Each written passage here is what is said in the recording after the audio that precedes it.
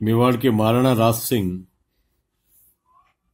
के बारे में आज चर्चा करेंगे, जो कि हम देखते हैं कि गुहिलोत वंश में, सिसोदिया वंश में महाराणा प्रताप के बाद में अगर वीरता को लेकर के कोई सम्मानी स्थान अगर इतिहास में प्राप्त है तो वो महाराणा राज सिंह को प्राप्त है, क्योंकि इन्होंने कट्टरतावादी शासक औरंगजेब से मुकाबला किया था, उसकी रीति नीतियों का विरोध किया था और अपनी परंपराओं की रक्षा की थी।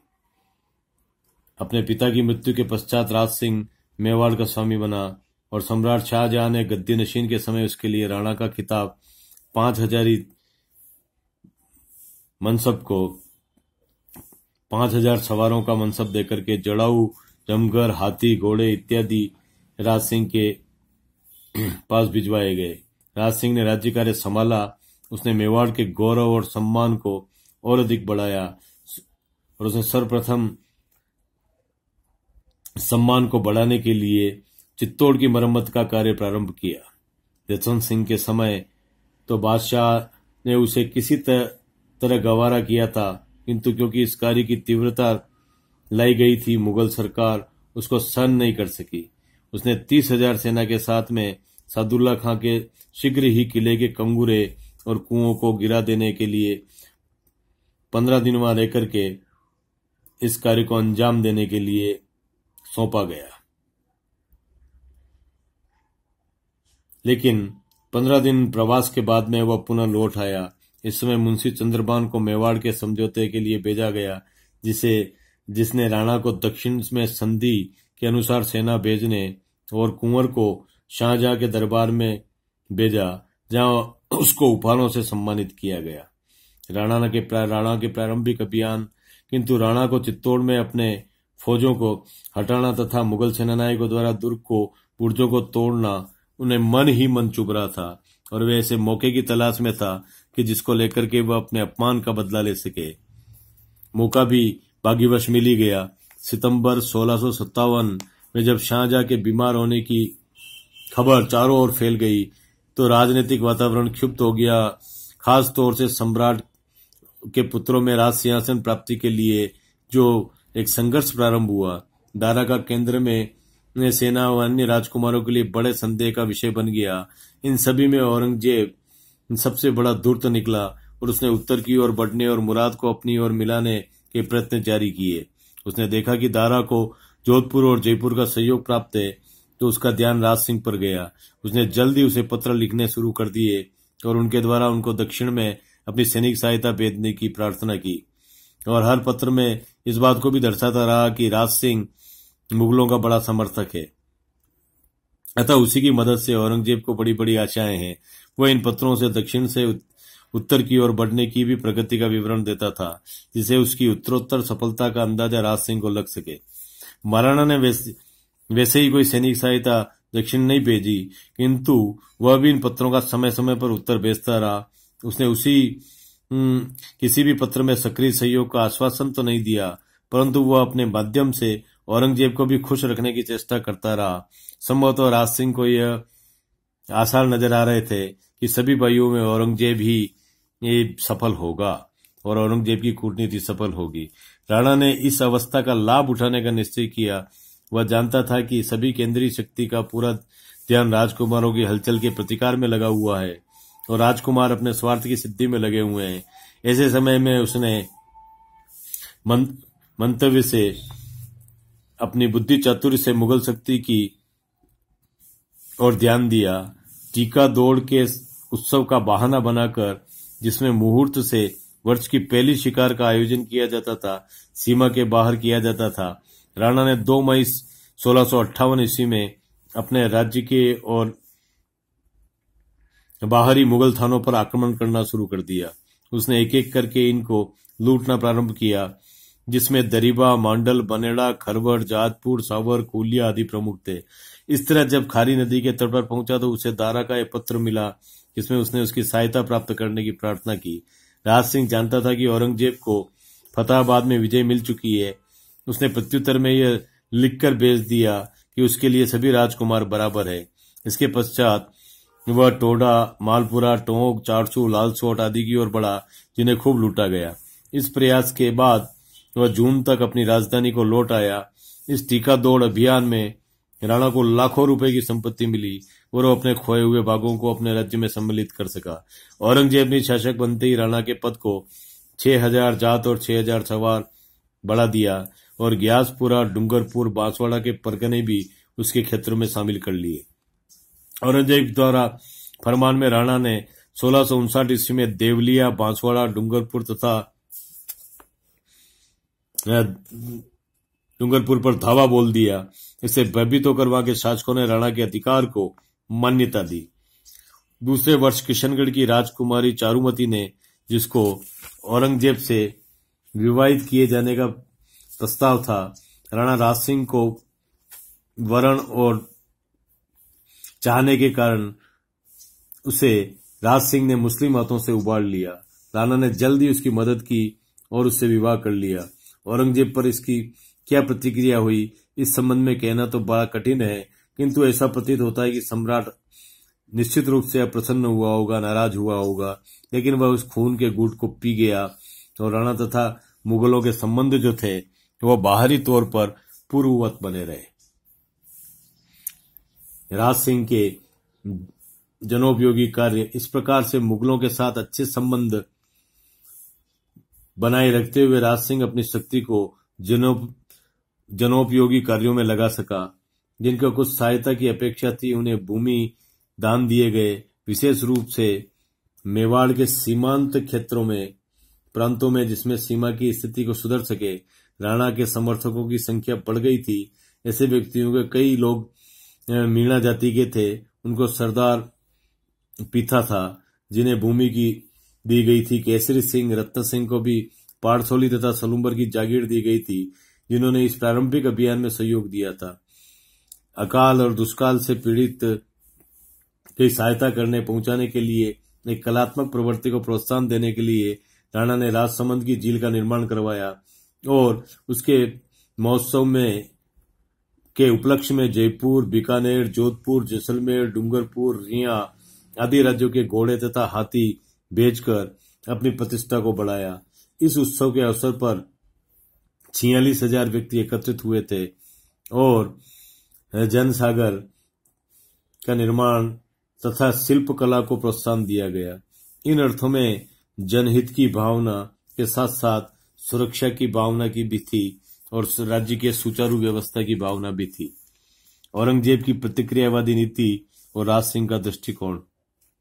औरंगजेब धार्मिक कट्टरता का एक पुतला था और धर्म और विचारों से और क्रिया से कट्टर मुसलमान था।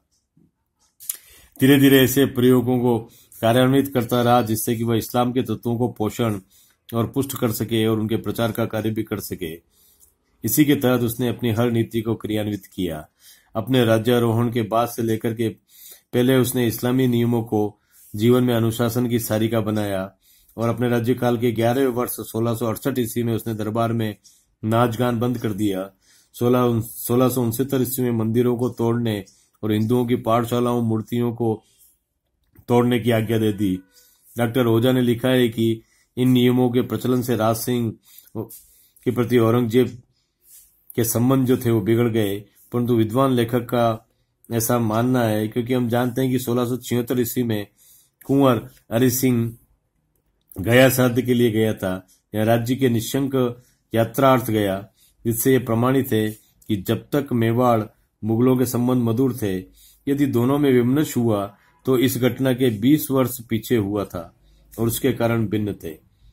अतः यह मान लेना कि 1668 ईस्वी से ही राज सिंह के संबंध औरंगजेब के साथ बिगड़ गए थे उचित प्रतीत नहीं होता। अपनी प्रतिक्रियावादी नीति की कड़ी में औरंगजेब ने 2 अप्रैल 1679 ईस्वी में हिंदुओं पर जजिया कर लगाया। इस कर के साधारण से साधारण स्तर के हिंदू नागरिक की आर्थिक स्थिति पर बुरा प्रभाव पड़ा। दिल्ली के नागरिकों ने इसका विशेष विरोध किया, परंतु सम्राट ने उनकी कोई परवाह नहीं की। इस नियम के प्रचलन के बाद से मेवाड़ मुगल संबंध ठीक बने रहे, परंतु हम जानते हैं कि इस नियम के प्रचलन के बाद से राज सिंह ने कुंवर जय सिंह, इंद्र सिंह झाला, गरीबदास जो कि मुख्य पुरोहित थे और औरंगजेब के दरबार में भेजा था और सम्राट ने पोशाक, इनाम राणा को फरमान देकर के अप्रैल 1679 ईस्वी को उन्हें विदा किया था। 26 मई को वृंदावन, मथुरा इत्यादि स्थानों में यात्रार्थ पर्यटन करता हुआ यह संपूर्ण दल उदयपुर लौटा। अतः जजिया को लेकर मुगल मेवाड़ संबंध बिगड़े हों ऐसा इतिहासकार नहीं मानते। राज सिंह एक कूटनीतिक व्यक्ति था, वह इस बात को लेकर अपने संबंध सम्राट से बिगाड़े ऐसा सोचना ठीक नहीं है। इसके लिए मेवाड़ राज्य की हानि के संबंध रखने वाले कारणों का जानना जरूरी होगा। अतः राज सिंह और जजिया की समीक्षा होना आवश्यक है। जजिया के संबंध में ऐसी मान्यता है कि जब औरंगजेब ने इस कर को हिंदुओं पर लगाया तो महाराणा राज सिंह ने एक पत्र के द्वारा इसका विरोध किया था, किंतु जजिया विरोध संबंधी पत्र की 3 प्रतियां प्रसिद्धि में आई तो यह विवादास्पद विषय बन गया। क्या राज सिंह ने वास्तव में औरंगजेब को ऐसा कोई पत्र लिखा था? इस पत्र की एक प्रति महाराणा के निजी दफ्तर उदयपुर में, दूसरी बंगाल एशियाटिक सोसाइटी कलकत्ता के संग्रह में और तीसरी एशियाटिक सोसाइटी लंदन में सुरक्षित है।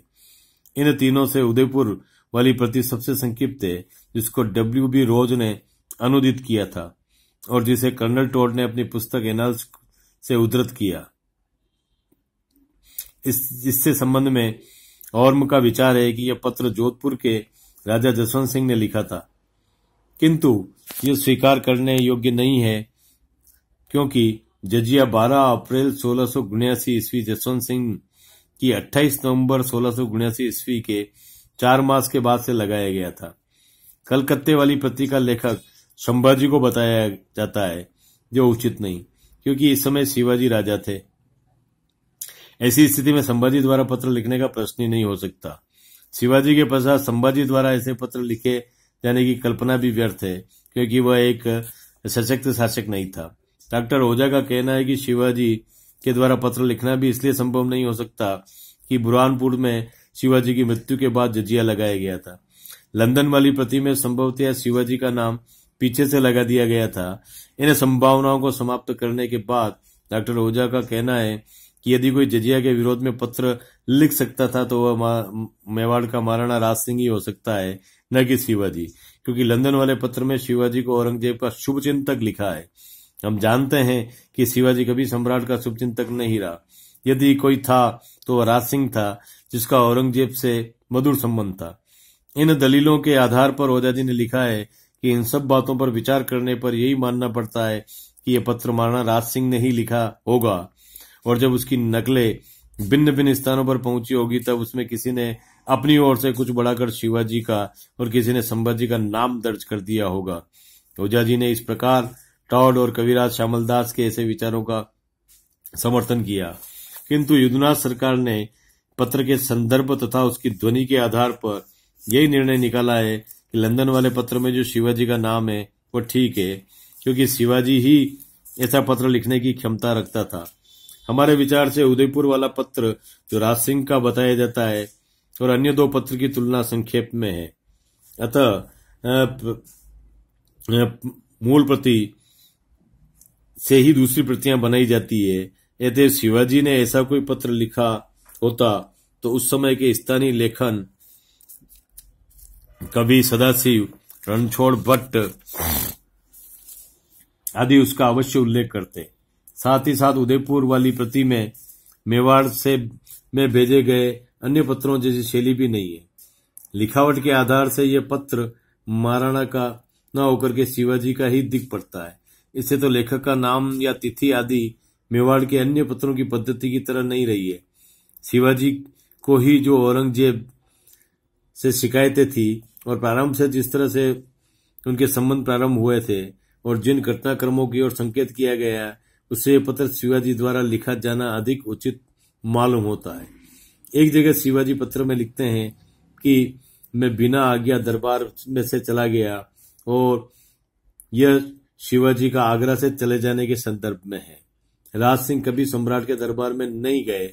इसी पत्र में एक जगह मेरे से कर लेने से पहले राज सिंह से कर लिया जाए का उल्लेख भी लिखने वाला राज सिंह के अलावा कोई दूसरा व्यक्ति ही हो सकता है, और वह दूसरा व्यक्ति शिवाजी है।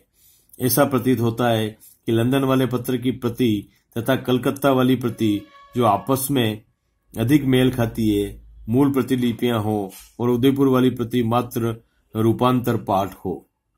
इस तरह इस पत्र की जो समीक्षा है, उस समीक्षा के आधार पर हम ये मान सकते हैं कि यह पत्र बड़ा विवादास्पद रहा और यह पत्र भाषा की दृष्टि से, तिथि, क्रम और लेखन की दृष्टि से अगर उसकी समीक्षा की जाए तो यह माना जा सकता है कि यह विवाद और भी गहरा जाता है कि यह पत्र राज सिंह द्वारा लिखा गया था या नहीं लिखा गया था, या यह पत्र शिवाजी द्वारा लिखा गया था जिसका रूपांतरण जो है वो मेवाड़ में भी रिकॉर्ड के रूप में रखा गया था। राज सिंह की युद्ध के लिए तैयारियां। वैसे तो राज सिंह का जिजिया कर लगाने की अवधि तक मुगलों से कोई बिगाड़ नहीं हुआ था, किंतु यह सहज आभास था कि अंततोगत्वा औरंगजेब से उसके संघर्ष मोल लेना पड़े। सम्राट की हिंदू विरोधी नीति तथा जाट, सनातनी, सिख, मराठा आदि की प्रतिक्रियाओं से अवश्य ही तय हो गया था कि जिससे उसके अंदर ही अंदर एक शत्रुता और एक संघर्ष की रणनीति चल रही थी। फिर भी एक सावधान कूटनीति की तरह उसने अपनी तरफ से कोई विरोधी विचारों का, कार्यों का माध्यम से कोई शत्रुता का प्रदर्शन नहीं किया, किंतु उसने अपने राज्य में ऐसे साधनों को जुटाने का अवश्य प्रयत्न जारी रखा जो भविष्य में होने वाले युद्ध की आशंका में सहायता दे सके। उसने राणा उदय सिंह तथा प्रताप की तरह अपना ध्यान गिरवा के सुरक्षा की व्यवस्था की ओर लगाया और 1674 ईस्वी में गिरवा के एक फाटक पर, जिसे देबारी कहा जाता है, मजबूत किवाड़ लगवाए और उसके चारों ओर की पर्वतमाला को ऊंची दीवारों और बुर्जों आदि से अभेद्य बना दिया गया और परकोटा निर्माण करवाया। गिरवा की रक्षा के लिए उसने कई व्यक्तियों को भूमि दान देकर उन्हें अपने अपने बागों की हिफाजत करने की पूरी जिम्मेदारी सौंपी। उसने अपने साथियों तथा प्रजा के सैनिक जीवन की अभिव्यक्ति के लिए विजय कतकातु की उपाधि धारण की। इस तरह हम देखते हैं कि महाराणा राज सिंह ने प्रारंभिक तौर पर अपनी जो कूटनीति थी, उस कूटनीति का परिचय जो थे वो शाहजहां के उत्तराधिकार के संघर्ष से लेकर के जजिया कर के लागू होने तक सारी मुगलों की रीति नीतियों के संबंध में अपनी कूटनीतिक चालों को, अपनी बुद्धि चातुर्य को हमेशा जिंदा रखा और उसी के तहत वो अपनी नीतियों को चलाते रहे। इसके आगे की वीडियो में आगे हम देखेंगे मुगल सिसोदिया राठौड़ युद्ध और उस युद्ध के परिणाम और महाराणा राज सिंह का क्या मूल्यांकन है, वह अगली बार हम देखेंगे। धन्यवाद।